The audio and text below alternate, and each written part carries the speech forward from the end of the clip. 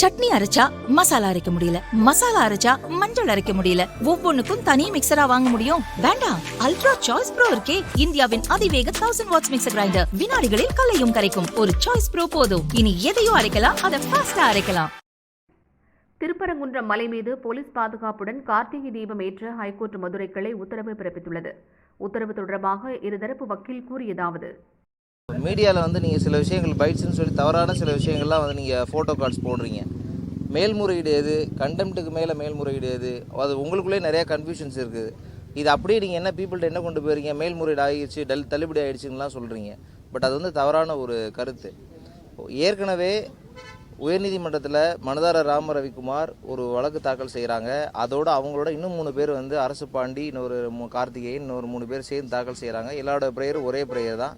எல்லா வழக்குகளும் ஒன்றா எடுத்து ஒரு நாளில் ஒன்று 12/2025 உயர்நீதிமன்றம் ஒரு உத்தரவு கொடுக்குறாங்க. அந்த உத்தரவில் தெளிவான உத்தரவு, திருக்கோவில் தேவஸ்தானம் அந்த மலை உச்சியில் இப்போ யூஸ்வலாக இப்போ ஏற்றுற இடத்த விட்டு அதோட சேர்த்து அங்கேயும் ஏற்றணும், பாரம்பரியமான தீபத்தூணில் ஏற்றணும் தீபத்தை அப்படின்னு அவங்க உத்தரவில் சொல்கிறாங்க.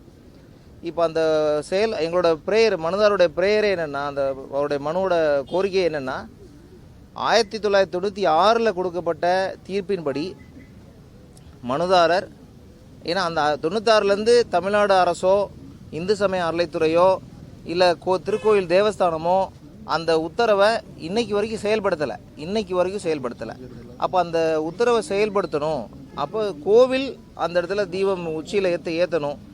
இல்லை என்றால் மனுதாரராகிய எனக்கு அந்த ஏற்றுறதுக்கான பர்மிஷன் தரணும், வித் ப்ராப்பர் போலீஸ் பந்தோபஸ்தோடு எனக்கு ஒரு அனுமதி தரணும்னு அவர் கேட்டிருக்கார்.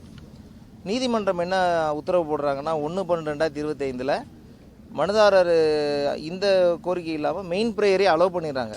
தேவஸ்தானம் எப்பயும் ஏற்றுற இப்போ 100 வருஷமாக ஏற்றுற யூஸ்வல் பிளேஸோட மலை உச்சியிலையும் தீபத்தை ஏற்றணும்னு உத்தரவு கொடுத்துட்றாங்க. 3ஆம் தேதி அன்னைக்கு திருக்கார்த்திகை அன்னைக்கு அவங்க அதுக்கான செயல்பாடை செய்ய ஆரம்பிச்சிருக்கணும். தரையில் இருக்கிற அந்த இடத்துல தீபத்தை ஏற்றிட முடியும்.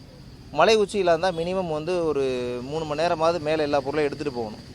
15 மீட்டர் ஏற்கனவே 1996 கொடுத்த உத்தரவில் இப்போ இருக்கிற தர்காவிலேருந்து 15 மீட்டருக்கு அந்த பக்கம் தேவஸ்தானமோ அல்லது ஒர்ஷிப்பர், அந்த வார்த்தை ரொம்ப முக்கியம், யார் ஒர்ஷிப்பரோ அவங்க விரும்புனாங்கன்னா அந்த இடத்த சூஸ் பண்ணி கொடுக்கணுங்கிறது முதற்கூட அந்த ஆர்டரில் இருக்குது. இதை திட்டமிட்டு இத்தனை ஆண்டுகளாக தேவஸ்தானமும் சரி இல்லை இந்து சமய அறளைத்துறை சரி இதை மறைச்சே வச்சுருந்தாங்க. அந்த உத்தரவை தான் இப்போ நம்ம வெளிக்கொண்டு இந்த உத்தரவு ஏற்கனவே உத்தரவானது 2005 தர்காவுடைய மேனேஜ்மெண்ட் கமிட்டியே இந்த இடத்துல நாங்கள் எங்களுக்கு அடுத்த வருஷத்துலேருந்து உத்தரவு எங்கள் எந்த ஆட்சேபனையும் இல்லை, 15 மீட்டருக்கு அந்த பக்கம் ஏற்றிக்கிறதுக்கு எந்த ஆட்சேபனையும் இல்லைன்னு எழுத்துப்பூர்வமாக கொடுத்துருக்குறாங்க பீஸ் கமிட்டி மீட்டிங்கில். இதையும் தேவஸ்தானம் வாங்கி ஃபைலில் வச்சுட்டு அமைதியாக தான் இருந்தாங்களே தவிர இதை செயல்படுத்தணுங்கிற நோக்கமே இந்து சமய அறளைத்துறைக்கு முக்கியமாக இல்லை இத்தனை ஆண்டுகளாக. அப்போ இது எல்லாத்தையும் கன்சிடர் பண்ணி தான், எல்லாருடைய ஆர்குமெண்ட்டையும் கன்சிடர் பண்ணி தான் அந்த உத்தரவு 1/12/2025 கொடுக்கப்பட்டது. 3ஆம் தேதி அன்னைக்கு திருக்கார்த்திகை அன்னைக்கு நம்ம அதுக்கான வேலைகளை செய்கிறாங்களான்னு பார்க்கும்போது மனுதாரர் இவங்க செய்யாட்டியும் கூட பரவாயில்ல, நம்மளோட செலவில் திரி நெய் எல்லாத்தையும் அவங்க எடுத்து கொண்டு போய் கொடுத்து ஒரு 12 மணிக்கு கொடுக்குறாங்க. அதுக்கும் தேவஸ்தானம் எந்தவித ஒரு பாசிட்டிவான ஃபீட்பேக்கும் தரலை. ஸோ வேறு வழியே இல்லை, நீதிமன்றத்தோட உத்தரவை திட்டமிட்டு அவமதிப்பு செய்கிறதுனால நம்ம அவமதிப்பு வழக்கு தாக்கல் செஞ்சோம், நீதிமன்ற அவமதிப்பு வழக்கு தாக்கல் செஞ்சோம். 3ஆம் தேதி அன்னைக்கு மதியம் 1 மணிக்கு நாங்கள் கோர்ட்டில் பெர்மிஷன் வாங்குகிறோம், தாக்கல் செய்கிறோம். ஏன்னா 3ஆம் தேதி தாண்டிட்டா, ஏன்னா கோர்ட்டோட உத்தரவில் ரொம்ப தெளிவாக இருக்குது, இந்த வருடம் முதல் உச்சியில் தீபம் ஏற்றணுங்கிறது தான் உத்தரவு, இந்த வருடம் முதல். அப்போது இந்த வருடத்தில் செய்யலைன்னு சொன்னால் நீதிமன்ற அவமதிப்பு ஆயிரும். யாருக்காகும்? நீதிமன்றம் 2 பேருக்கு டைரக்ஷன் கொடுத்துருக்காங்க. ஒன்று, இந்து சமய அறளைத்துறையுடைய அந்த கோவில் தேவஸ்தானத்தோட செயல் அதிகாரி செய்யணும், அவருக்கு மாநகர காவல் ஆணையர் உரிய பாதுகாப்பு அதை செயல்படுத்துறதுக்கு வழங்கணும். இதுதான் அந்த 2 பேருக்குமான உத்தரவு. அப்போ 2 பேரும் செய்யாத பட்சத்தில் நம்ம வேறு வழியே இல்லாதனால மனுதாரர் சார்பாக நீதிமன்ற அவமதிப்பு வழக்கு தாக்கல் செய்கிறோம். அந்த நீதிமன்ற அவமதிப்பு வழக்கு தாக்கல் செய்யும்போது காலையில் மதியம் 3 மணிக்கு அதை விசாரணைக்கு எடுக்கிறாங்க. எடுத்ததுக்கப்புறம் அந்த அர்ஜென்சி தான். 6 மணிக்கு வந்து தீபம் ஏற்றி ஆகணும்.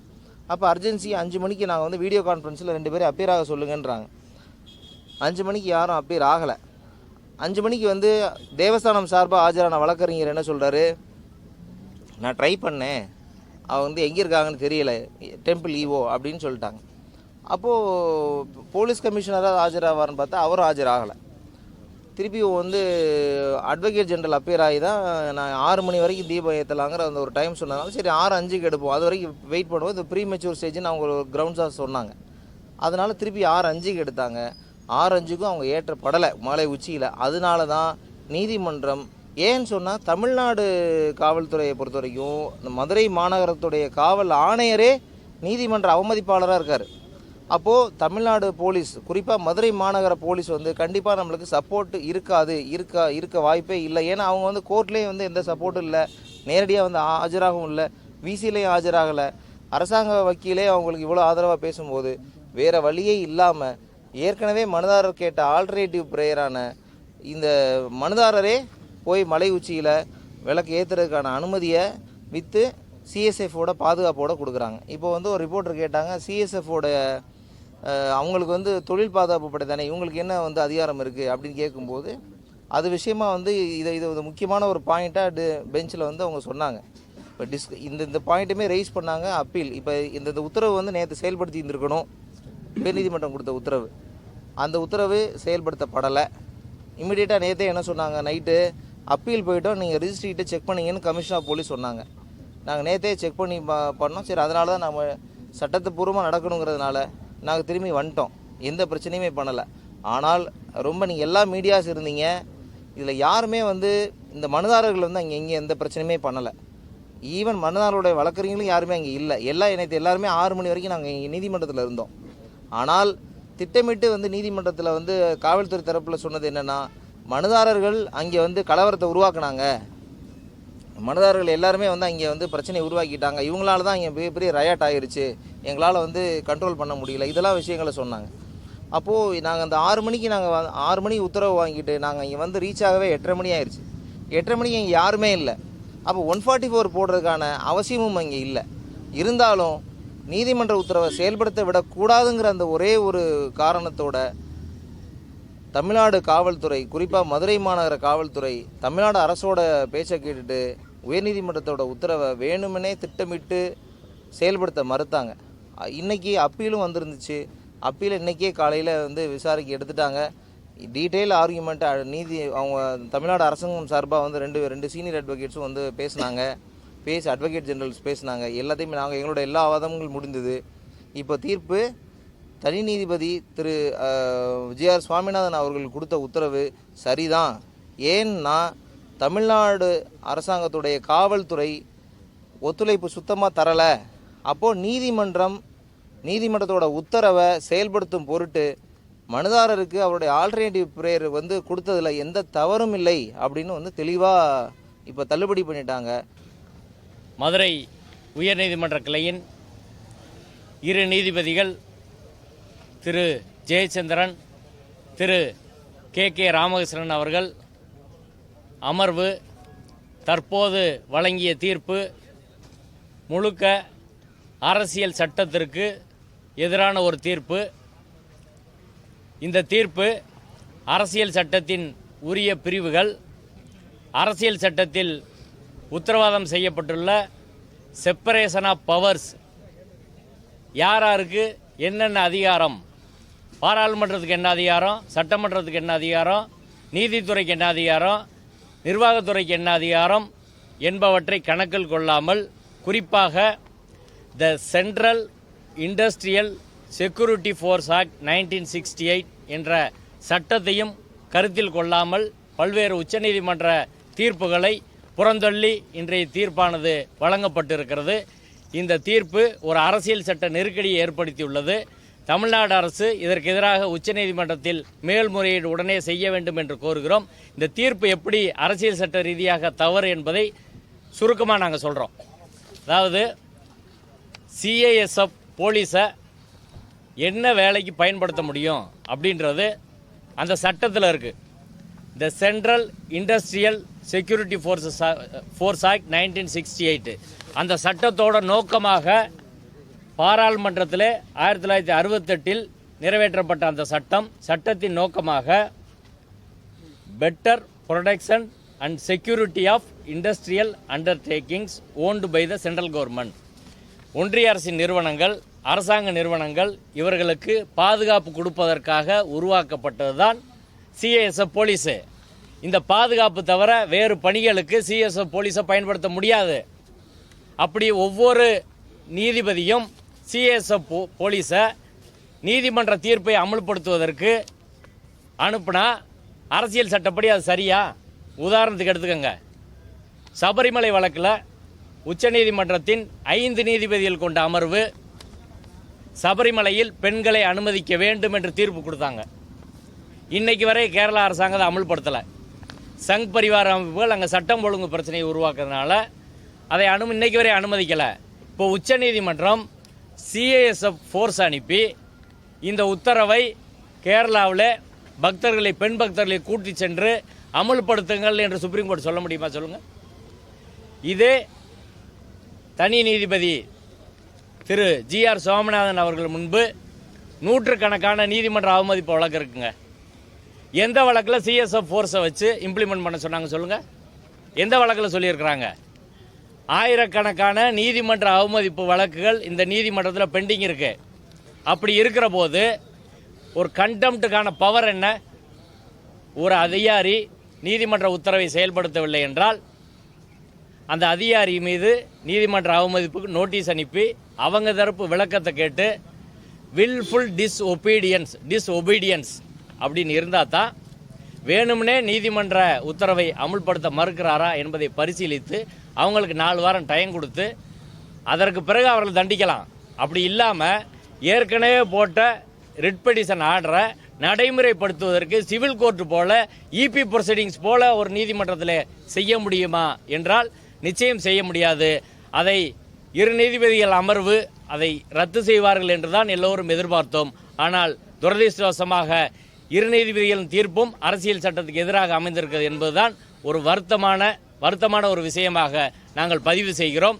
எனவே உச்சநீதிமன்ற தீர்ப்பு பல்வேறு தீர்ப்புகளில் சொல்லியிருக்கிறாங்க.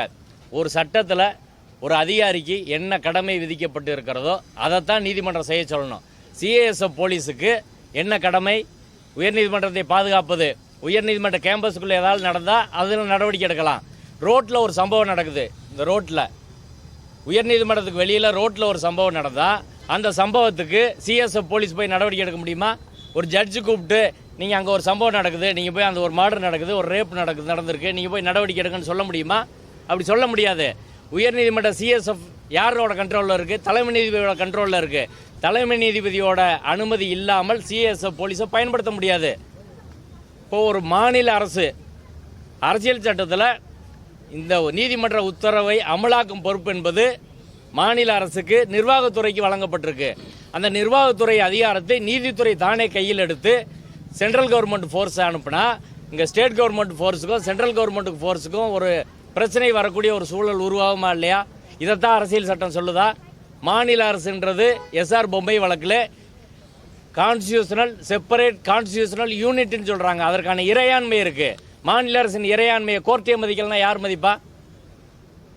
அந்த அடிப்படையில் ஒரு நீதிமன்றம் என்பது கூட சட்டப்படியான உத்தரவை தான் செயல்படுத்த அமலாக்க முடியுமே தவிர சட்டத்தில் சிஎஸ்எஃப் போலீஸுக்கு விதிக்கப்படாத பணிகளை செய்வதற்கு அவர்களை அனுமதிக்க முடியாது.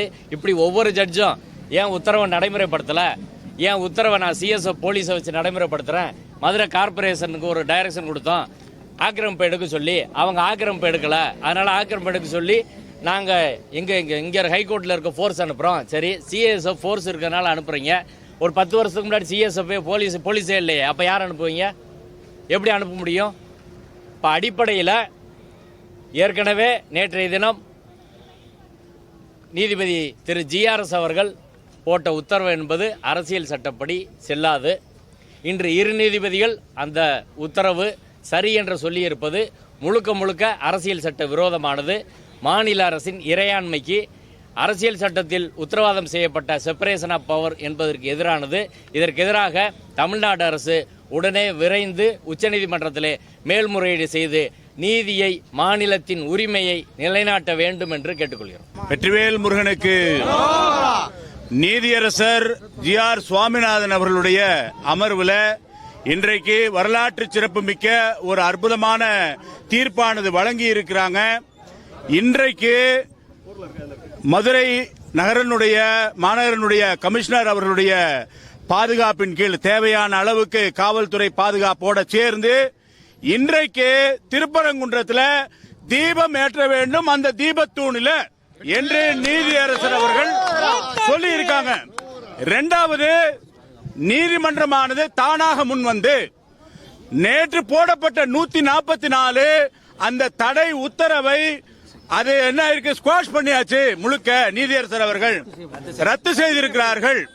அதே போல நாளைக்கு காலை இன்றைக்கு தீபம் ஏற்றிய பிறகு நாளை காலை சுமார் 10 முதல் 10:30 மணி வரை அளவில் அங்க வந்து என்ன நடந்தது அப்படிங்கிற ரிப்போர்ட் ஆனது நீதிபதி அவர்கள் முன்பாக சமர்ப்பிக்க வேண்டும் என்றோ நீதியரசர் அவர்கள் சொல்லி இருக்கிறாங்க. ஆகையினால நாங்க நம்புகிறோம் இந்த முறை நிச்சயமாக, ஏன்னா இது வந்து ஒரு மிகப்பெரிய சமட்டியடி. இது ஒரு காவல்துறை புரிந்து கொள்ளணும். தொடர்ச்சியா காவல்துறைனா காவல்துறை மட்டும் சொல்லல, அரசு புரிந்து கொள்ளணும். இது இந்துக்களினுடைய மன உரிமை குரல், இது வழிபாட்டினுடைய உரிமை. நாங்க ஏதோ சாதாரணமா எதையோ கேட்கல. 100 ஆண்டுகளாக அங்க நடந்து கொண்டிருந்த அந்த நூற்றாண்டினுடைய அந்த உரிமையினுடைய குரலாக இது இருக்கு. அங்க பக்தர்கள் மிகப்பெரிய ஆவலோட இந்த ஆண்டாவது அது நடந்து விடாதா என்ற ஒரு ஏக்கத்தில் இருக்காங்க. ஆகையினால மிகப்பெரிய அளவில் 10 பேர் சொல்லியிருக்காங்க. பெரிய அளவில் போக கூடாது. 10 பேர் பெட்டிஷனர்ஸ் இல்லாம 10 பேர் சேர்ந்து செல்ல வேண்டும் என்று சொல்லியிருக்கிறாங்க. அதற்கு முழுமையான பாதுகாப்பை இங்க நகரத்தினுடைய கமிஷனர் அவர்கள் தலைமையில், காவல்துறை நகர காவல் ஆணையர் அவர்கள் தலைமையில் காவல்துறை கொடுக்க வேண்டும் தேவையான பாதுகாப்பை அப்படி சொல்லியிருக்காங்க. ஆக ஒட்டுமொத்தமாக நீதி வென்றிருக்கிறது. இன்றைக்கு ஒரு மிகப்பெரிய வரலாற்று சிறப்பு மிக்க தீர்ப்பு. இது மாதிரி வேற எங்கேயும் பார்த்திருக்க முடியாது. நேற்றுக்கு 1ஆம் தேதி தீர்ப்பு வந்தது, நேற்றைக்கு நடைமுறைப்படுத்தல. அதனுடைய அடுத்து டிவிஷன் பெஞ்சில் ஒரு அப்பீலுக்கு வந்தது. இப்படியான ஒரு சூழ்நிலை எல்லாம் மாறி இன்றைக்கு டிவிஷன் பெஞ்சிலையும் கூட ஐயா அவர்கள் முதல்ல அந்த சிங்கிள் பெஞ்சில் சொன்ன அந்த தீர்ப்பானது சரி என்று சொல்லியிருக்காங்க. அடுத்தது மீண்டும் GRS ஐயா அவர்களுடைய அந்த அமர்விலையும் கூட இன்றைக்கு மீண்டும் தீபம் ஏற்ற வேண்டும் என்பது, எந்த இடத்துல அந்த தீப தூண்ல ஏற்ற வேண்டும் என்பது உறுதி செய்யப்பட்டிருக்கிறது. ஆகவே அரசாங்கம் இதை செவி மடுக்க வேண்டும். பக்தர்களுடைய அந்த குரலுக்கு, பக்தர்களுடைய வேண்டுதலுக்கு செவிசாய்க்க வேண்டும் என்று இந்த நேரத்தில் கேட்டுக்கொள்கின்றோம். எல்லாருமா சேர்ந்து பத்திரிகை துறையினர்கள், காவல்துறையினர்கள், நீதித்துறையினர்கள் இதுக்காக பல நாட்கள் தொடர்ச்சியாக வேலை செய்த அத்துணை சகோதரர்கள், இங்கே நம்முடைய வழக்கறிஞர்கள், நண்பர்கள், சகோதரர்கள் இருக்காங்க. அத்தனை பேருக்கு இந்த நேரத்தில் பாராட்டு. அதே சமயத்தில் காவல்துறையோடு சேர்ந்து நம்ம எல்லாம் சேர்ந்து நல்லபடியாக இந்த தீபத்தை ஏற்ற வேண்டும். வெற்றிவேல் முருகனுக்கு. உடனே ஏற்றணும் சொல்லியிருக்காங்க. டைம் எல்லாம் சொல்ல. கண்டெம்ட் பெட்டிஷன் இடைக்கால உத்தரவு பிறப்பித்தார். அந்த இடைக்கால உத்தரவில் உடனடியாக மனுதாரர்கள் மற்றும் அவருக்கு உதவியாக 10 நபர்கள் வந்து தானே தீபத்தை ஏற்ற வேண்டும் என்றும் அதற்கு CISF தக்க பாதுகாப்பு வழங்க வேண்டும் என்றும் ஒரு உத்தரவு பிறப்பித்திருந்தார். அந்த உத்தரவை எடுத்துக்கொண்டு CISF மற்றும் மனுதாரர் மற்றும் அதனுடைய நபர்களோடு திருப்பரங்குன்றம் சென்ற பொழுது 144 உத்தரவு பிறப்பிக்கப்பட்டுள்ளது என்று தடையை கூறி யாரையும் மேலே செல்ல அனுமதிக்கவில்லை. அதன் காரணமாக அங்கு கடும் போராட்டங்கள், சட்டவிதமான சட்டத்துக்கு உட்பட்ட விதையில் கூட அங்கு அனுமதிக்கப்படவில்லை. காவல்துறை ஆணையர் திரு லோகநாதன் அவர்கள் இந்த உத்தரவு மீறப்பட்டுள்ளது, அதற்காக கண்டெம்ட் தாக்கல் செய்யப்படும் என்று கூறிய போதிலும் அதை தான் எதிர்கொள்ள தயாராக உள்ளதாகவும் அதை தான் பார்த்துக் கொள்வதாகவும் உரைத்தார். இது அத்தனையும் இன்று நீதிபதி GR சுவாமிநாதன் முன்பு எடுத்துரைத்தோம். அத்தனையும் கேட்ட நீதிபதி அவர்கள் அதையெல்லாம் பதிவு பண்ணியிருக்கிறாரு. ஆனா அவங்கள தண்டிக்கிறது முக்கியமா இல்ல கார்த்திகை தீபம் பல லட்சம் பல கோடி மக்களுடைய அந்த ஆன்மீகத்தினுடைய இது முக்கியமான கருத்தில் கொள்ளும் பொழுது இன்னைக்கு கார்த்திகை தீபத்தில் விளக்கேற்ற வேண்டியதுதான் முக்கியம்னு சொல்லி இன்று உடனடியாக மனுதாரர் மற்றும் அவருடன் சேர்ந்த 10 நபர்கள் மலை உச்சியில் விளக்கேற்ற வேண்டும் என்றும் தீபத்தூணில் விளக்கேற்ற வேண்டும். அதுக்கு மதுரை மாநகரின் காவல்துறை ஆணையர் திரு லோகநாதன் IPS அவர்கள் முழு பாதுகாப்பு அளிக்க வேண்டும் என்றும், அதில் இன்று இரவு நாம் மலையில் தீபம் ஏற்றுவதும் அந்த பாதுகாப்பு சம்பந்தப்பட்ட விஷயங்களும் எவ்வாறு நடைபெற்றிருக்கிறது என்றதை நீதிமன்றத்திற்கு தெரிவித்துக் கொள்வதற்காக நாளை காலை 10:30 மணிக்கு ஃபார் ரிப்போர்ட்டிங் கம்ப்ளைண்ட்ஸுக்காக முதல் வழக்கா பட்டியலிட சொல்லியிருக்கிறார். சார், இந்த உத்தரவை அமல்படுத்துறதுக்கு வேற எதுவும் காரணங்கள் சொல்வீங்க அப்படிங்கிற மாதிரி எதுவும் நீங்க நம்ம எல்லாரும் உங்க எல்லாரும் மாதிரியும் விளக்கேற்றணும்னு ஆசையா இருக்கும். அங்க போன பின்னாடி தான் என்னன்னு தெரியும். இந்த அரசாங்கம் நீதிமன்றத்தை மதிக்குதான்றது அங்க போனாதான் தெரியும்.